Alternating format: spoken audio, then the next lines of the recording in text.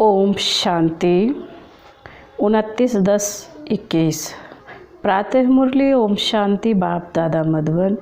बाबा कहते हैं, मीठे बच्चे, तुम्हें अब आवाज़ से परे जाना है, इसलिए मुख से शिव शिव कहने की भी दरकरार नहीं है। प्रश्न है, एक बाप को ही सर्वशक्तिवान ज्ञान का सागर कहेंगे, दूसरों को नहीं, क्यों?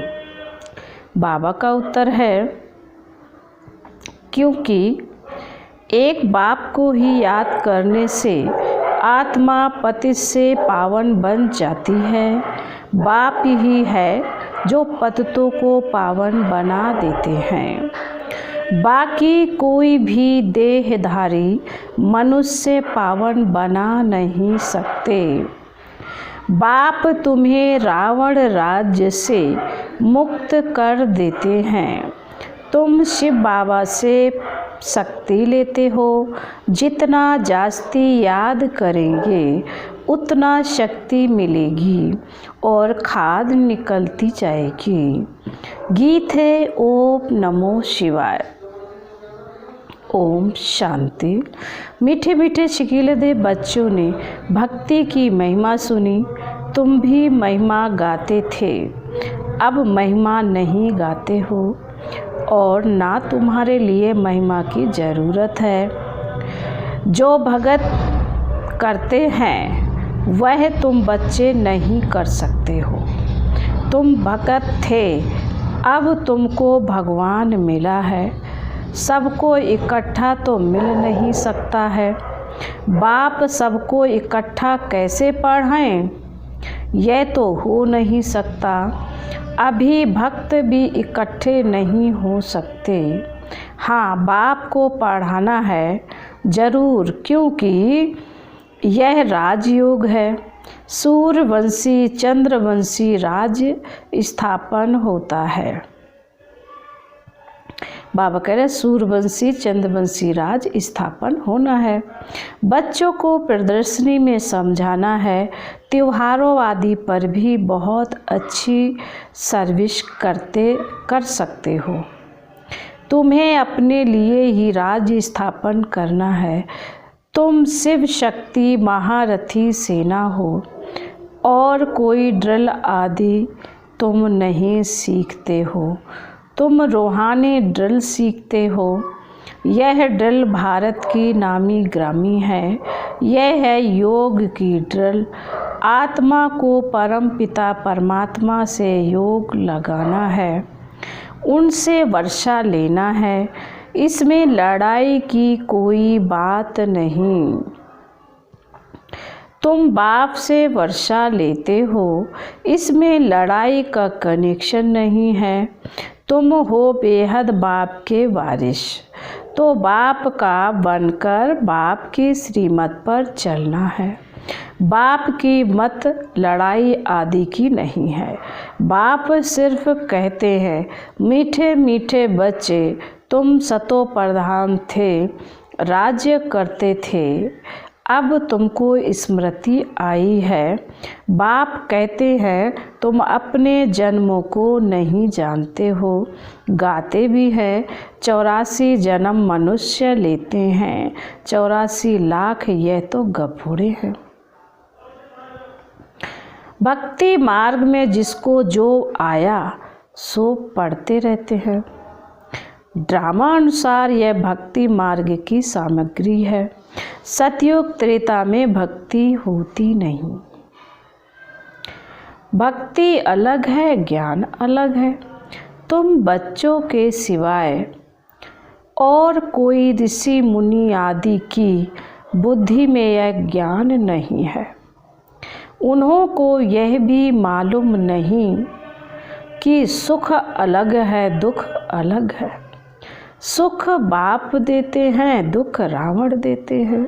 जो तुम सूर्यवंशी चंद्रवंशी थे, सो 84 का चक्र लगाकर शूद्रवंशी बने हैं। बाप स्मृति दिलाते हैं, तुम विश्व के मालिक थे। तुम 84 जन्म भोग नीचे उतरते, तुच्छ बुद्धि तमो प्रधान बन गए हो। सतो प्रधान वाले को स्वच्छ ऊंच बुद्धि कहा जाता है, तमो प्रधान को नीच बुद्धि कहा जाता है। नीच बुद्धि वाले ऊंच बुद्धि वालों को नमस्कार करते हैं, नमस्ते करते हैं। यह तुमको भी मालूम नहीं था कि हम ही ऊंच थे, अब हम ही नीच बने हैं। बाबा ने समझाया है, जिसने पहले नंबर में जन्म लिया होगा वही सतो प्रधान बनेगा। 84 जन्म भी सूर्यवंशी ही लेंगे। अब तुम समझते हो हम विश्व के मालिक थे तो पावन सतो प्रधान थे। पतित थोड़े ही विश्व के मालिक बन सकते हैं। उन्हों की महिमा देखो कितनी ऊंची है। सर्वगुण संपन्न, त्रेता में 14 कला संपूर्ण नहीं कहेंगे। सूर्यवंशी को 16 कला संपूर्ण कहेंगे। 14 कला के पीछे संपूर्ण अक्षर नहीं आएगा। संपूर्ण कला वालों को खिलाना लिखना है। बाबा कह रहे हैं 14 कला के पीछे संपूर्ण अक्षर नहीं आएगा, संपूर्ण 16 कला वालों को लिखना है। अभी तुम बच्चे 16 कला संपूर्ण बनते हो। यह भी बच्चों को समझाया है कि यह ज्ञान अति सहज है, इससे सहज कोई बात होती नहीं। बाबा रहम दिल है ना। बाबा जानते हैं बच्चे भक्ति में धक्के खाकर थक गए होंगे। बाबा कहते हैं बच्चे भक्ति में धक्के खा खा कर थक गए होंगे, इसलिए दिखाया है। द्रौपदी के पांव दबाए। बाबा के पास बूढ़ी बूढ़ी माताएं आती हैं। बाबा कहते हैं तुम भक्ति के धक्के खाकर थके हुए हो, इसलिए बाबा अभी तुम्हारी थक सब दूर कर देते हैं। भक्ति में राम राम जपते माला फेरते रहते हैं। बाबा का पादरियों से भी संपर्क रहा है। पादरी भी बाइबिल लेकर बैठ समझाते रहते हैं। बहुत क्रिश्चियन बन जाते हैं। यहाँ माला आदि फेरने की बात नहीं है। बाप कहते हैं अपने को आत्मा समझ बाबा को याद करो। शिव शिव मुख से कहना नहीं है, हम तो आवाज़ से परे जाने वाले हैं। बाबा बहुत सहज युक्ति बताते हैं कि मुझे याद करो तो खाद निकल जाए और गृहस्थ व्यवहार में रहते पवित्र बनना है। कमल फूल बड़ा नामी ग्रामी है, उनकी बड़ी पंचायत होती है, परंतु फिर भी न्यारा और प्यारा रहता है। तुम भी विषय सागर में रहते न्यारे प्यारे रहो। यह विषय सागर है, इसको नदी नहीं कहेंगे। तुम बच्चे भी कितना समझदार बनते हो, इसी समझ से तुम महाराजकुमार बन जाते हो। तुमको तो बहुत खुशी होनी चाहिए, पुरुषार्थ करना चाहिए। बच्चा अथवा बच्ची दोनों की आत्मा को पुरुषार्थ करना है। लौकिक संबंध में बाप का वर्षा सिर्फ बच्चों को मिलता है, बच्चे को नहीं। यहाँ सब आत्माओं को वर्षा मिलता है। बाप समझाते हैं याद की यात्रा से ही तुम ऊंच पद पा सकते हो। प्रदर्शनी में पहले पहले बाप का परिचय देना है। फिर उनके बाद है बाप का वर्षा। पहले यह निश्चय बिठाओ कि यह तुम्हारा बेहद का बाप है। उनको समझाना है भगवान एक है। ब्रह्मा विष्णु शंकर भी भगवान नहीं हैं, देवता हैं।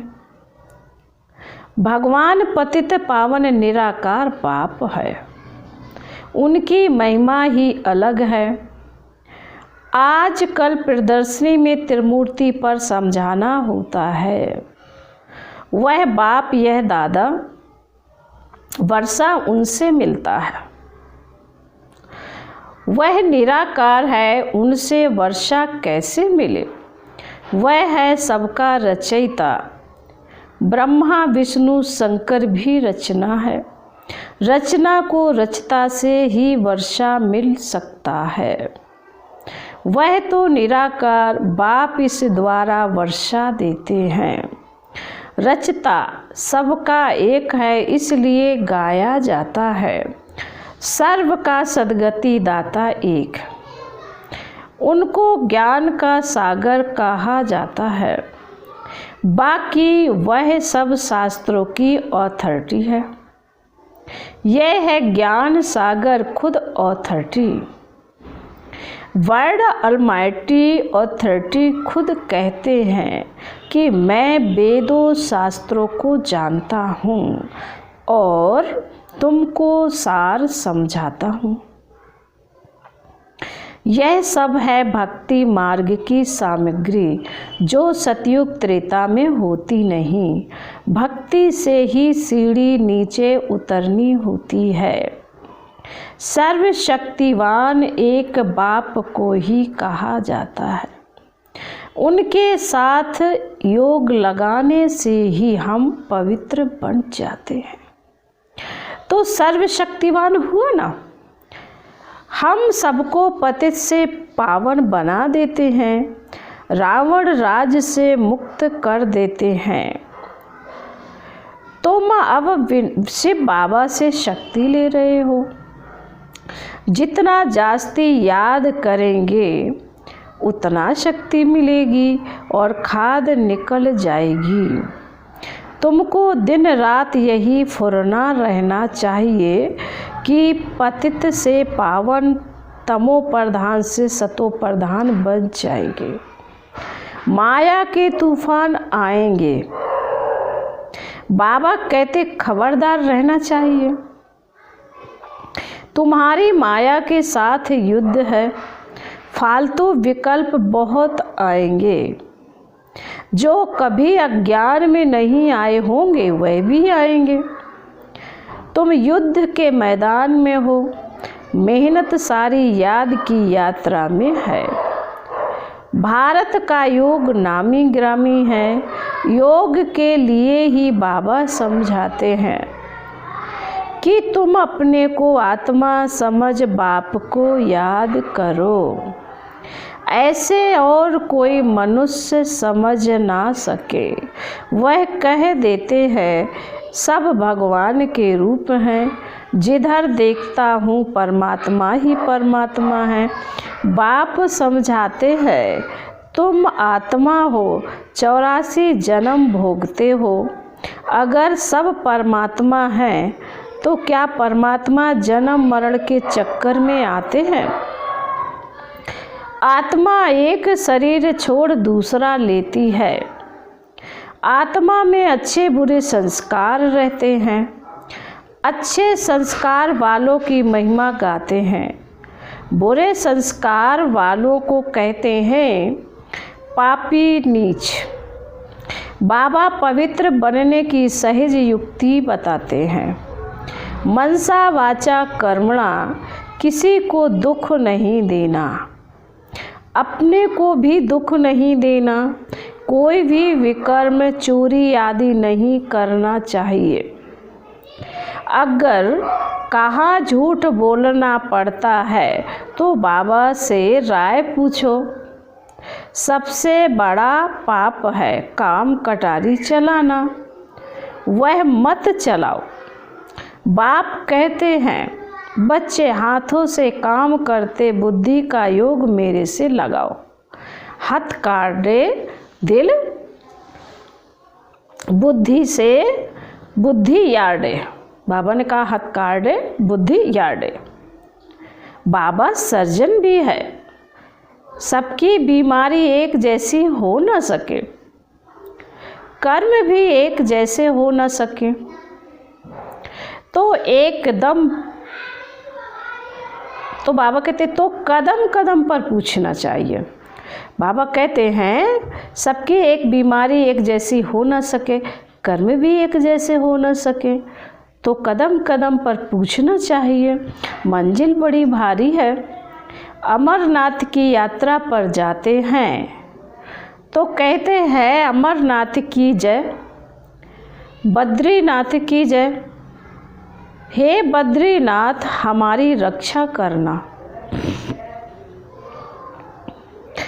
अब तुमको तीर्थ यात्रा आदि कुछ नहीं करना है।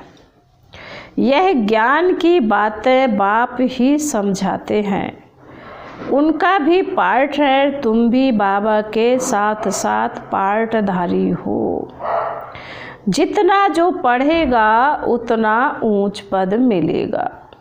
इसमें कोई की बड़ाई नहीं, बड़ाई एक की ही है जो सर्व मनुष्यों को सद्गति देता है। सर्व बच्चों को पतित से पावन बनाते हैं। ड्रामा में समझो भी, बाबा कहते ड्रामा में मुझे भी पार्ट मिला हुआ है। 5 तत्वों को भी अपना अपना पार्ट मिला हुआ है। सो बजाना है, धरती को उथलना है, विनाश होना है।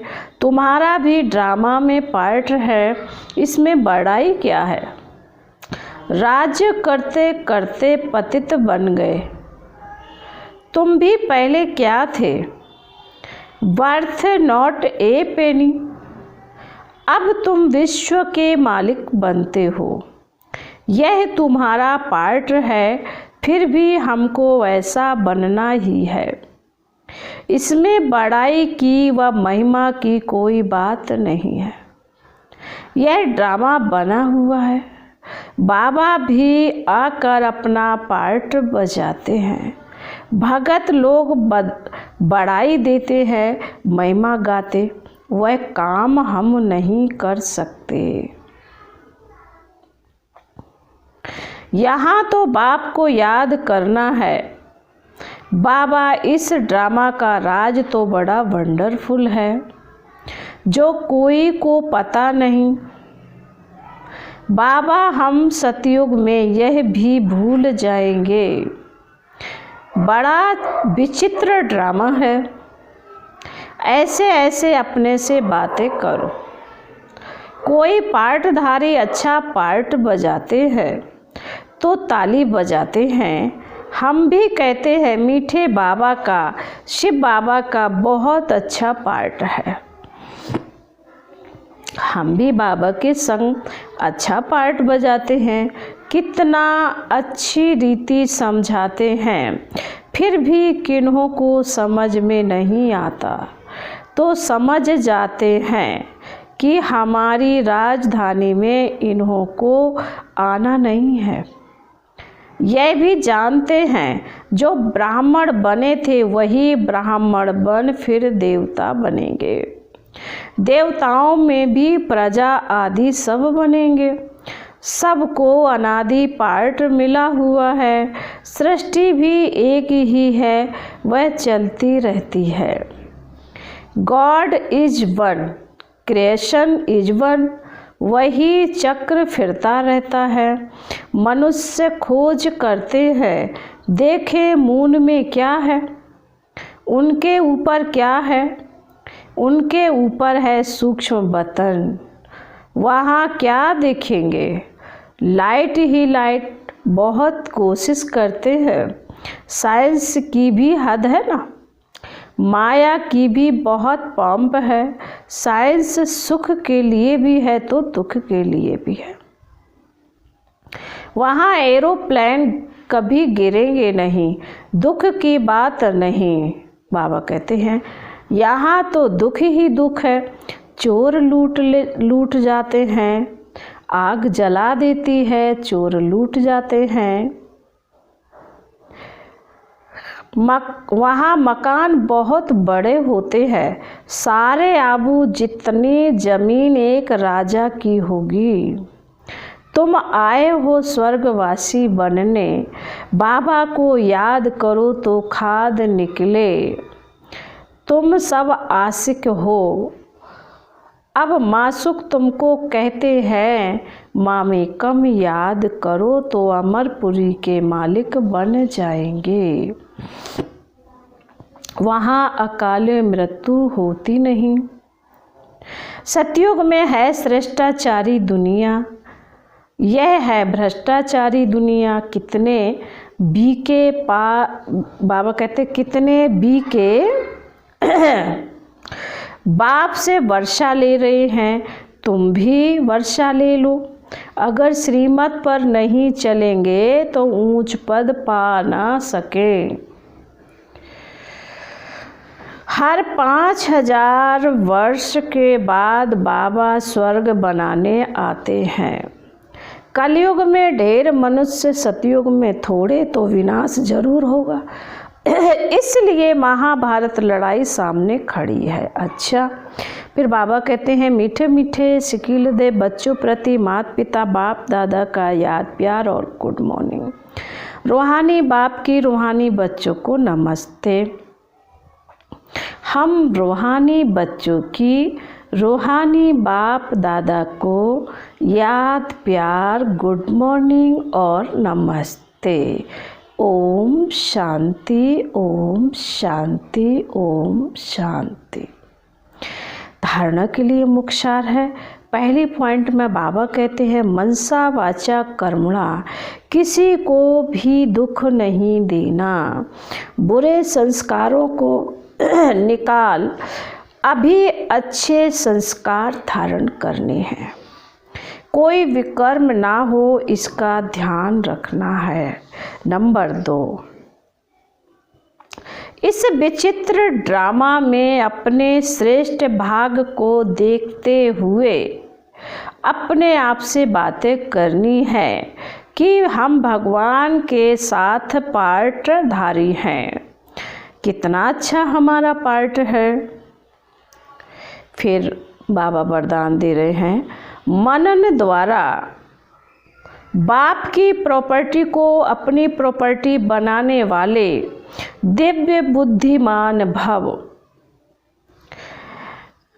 बाप द्वारा जो भी खजाना मिलता है उसे मनन करो तो अंदर समाता जाएगा। प्रॉपर्टी तो सबको एक जैसी मिली हुई है, लेकिन जो मनन करके उसे अपना बनाते हैं उन्हें उनका नशा और खुशी रहती है। इसलिए कहा जाता है अपनी घोट तो नशा चढ़े। जो मनन की मस्ती में सदा मस्त रहते हैं उन्हें दुनिया की कोई भी चीज़ उलझन आकर्षित नहीं कर सकती। उन्हें दिव्य बुद्धि का वरदान स्वतः मिल जाता है। स्लोगन है मनन की उलझन को समाप्त करने के लिए निर्णय शक्ति को बढ़ाओ। मन की उलझन को समाप्त करने के लिए निर्णय शक्ति को बढ़ाओ। ओम शांति।